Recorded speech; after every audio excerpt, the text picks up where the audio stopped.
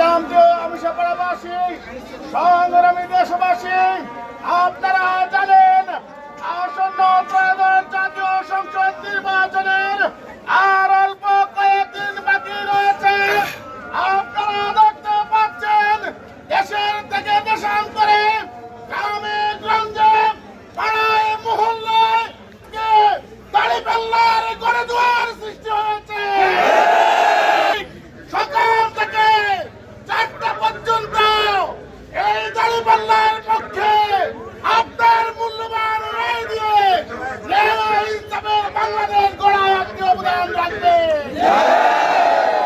সাথে সাথে 26-এর গণঅভ্যুত্থান বৈষম্যকে দূর করার জন্য সংগঠিত হয়েছে।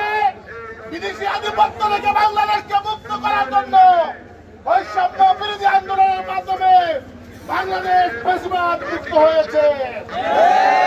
আগামী দিনে এই বাংলাদেশ যেন চিরস্থায়ী বিদেশির কবল থেকে রক্ষা পেতে পারে, সেই জন্য গণভোটকে আমরা হা বলি।